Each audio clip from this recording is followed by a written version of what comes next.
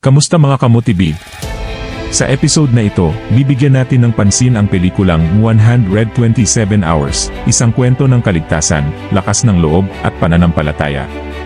Ang pelikulang ito ay base sa totoong buhay ni Aaron Ralston, isang mountaineer na naharap sa isang matinding pagsubok, ang pagkakaipit ng kanyang braso sa ilalim ng malaking bato sa gitna ng disyerto. Mahirap, masakit, at halos imposibleng makatakas, pero sa gitna ng kawalan ng pag-asa, natutunan niyang kumapit sa buhay, maniwala sa sarili, at magkaroon ng pag-asa sa kabila ng lahat.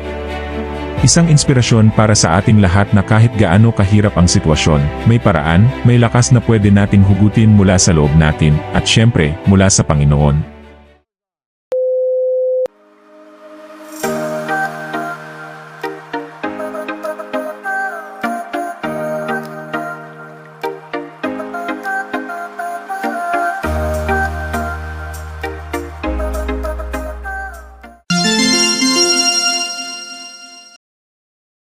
Noong Abril 2023, si Aaron Ralston, isang masigasig at eksperto sa mountaineering, ay nagpasya na maghiking sa Canyonlands National Park sa Utah. Sa kabila ng lahat ng kanyang karanasan at kasanayan, may isang bagay siyang nakaligtaan, ang pagsabi kaninuman kung saan siya pupunta o kung gaano siya katagal mawawala.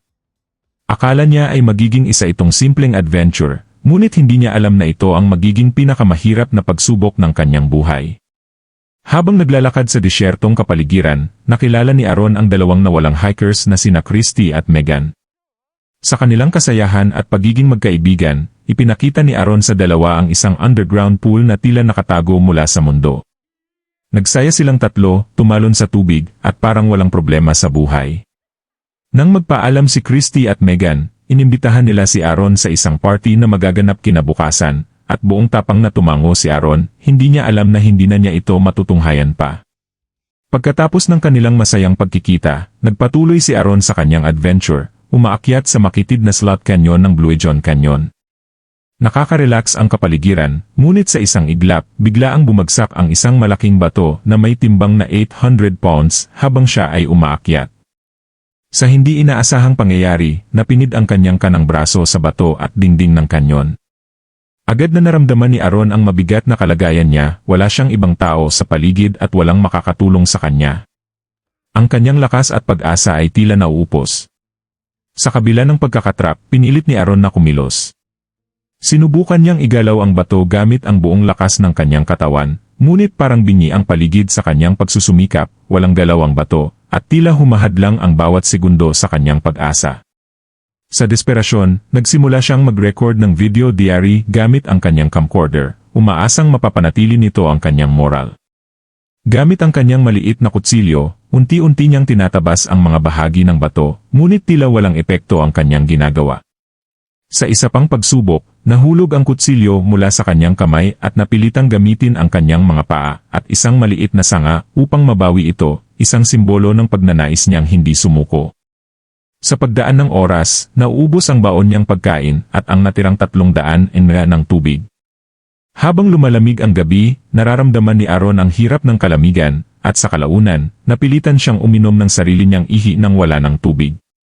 Lumala ang kanyang kondisyon, at sa bawat segundo, lalo siyang nalulunod sa kanyang kawalan ng pag-asa.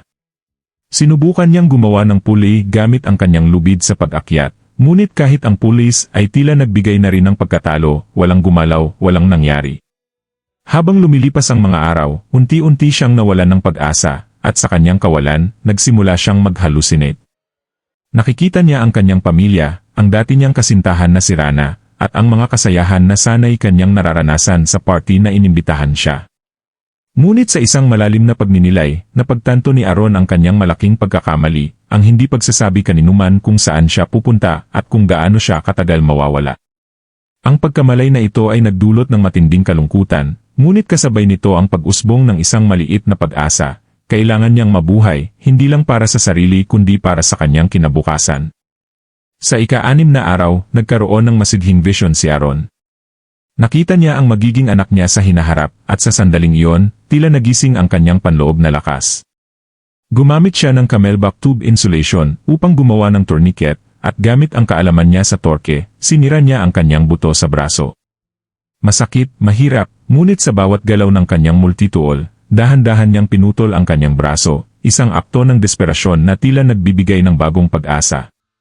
Matapos ang napakahirap na proseso, binalot niya ang kanyang sugat at nagsimulang bumaba mula sa 65 feet na rock face gamit ang lubid. Sa kanyang pagbaba, nakakita siya ng naipong tubig ulan at kahit na ito'y stagnant na, ininom niya ito dahil sa matinding pagkauhaw. Hindi natapos doon ang laban niya, patuloy siyang naglakad hanggang sa makita niya ang isang pamilya na naghahiking sa disyerto. Humingi siya ng tulong, binigyan siya ng tubig ng pamilya, at agad na tumawag ng tulong ang mga ito. Isang helicopter mula sa Utah Highway Patrol ang dumating at dinala si Aaron sa ospital. Ang huling bahagi ng pelikula ay nagbigay liwanag sa kanyang kwento. Ilang taon makalipas ang insidente, ikinasal si Aaron at nagkaroon ng anak. Hindi siya tumigil sa pag-akyat sa bundok, ngunit sa bawat pag-alis, lagi na siyang nag-iwan ng tala kung saan siya pupunta, isang aral na natutunan niya mula sa pinakamadilim na bahagi ng kanyang buhay. Sa pagtatapos ng recap natin sa 127 hours, napakalinaw na minsan sa buhay, darating tayo sa mga sitwasyon na parang wala ng pag-asa, mga oras ng pagsubok at matinding hamon.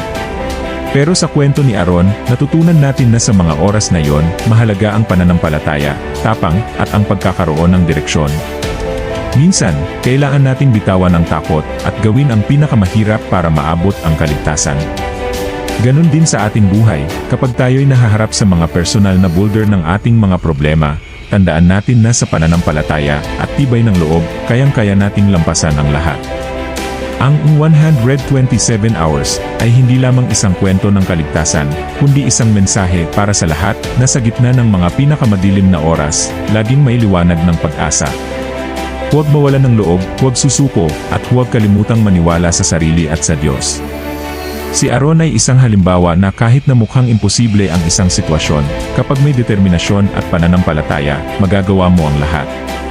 Kung natutunan mo ang mahalagang aral mula sa recap ng 127 hours, huwag kalimutang mag-comment sa ibaba. Ano ang pinaka-natutunan mo sa pelikulang ito? Paano ka nito na-inspire na harapin ang mga pagsubok sa iyong buhay? I-share mo rin ang video na ito sa iyong mga kaibigan at pamilya. Mag-subscribe na rin sa Pinoy Mo TV para sa mas marami pang inspirasyon at aral mula sa mga pelikula.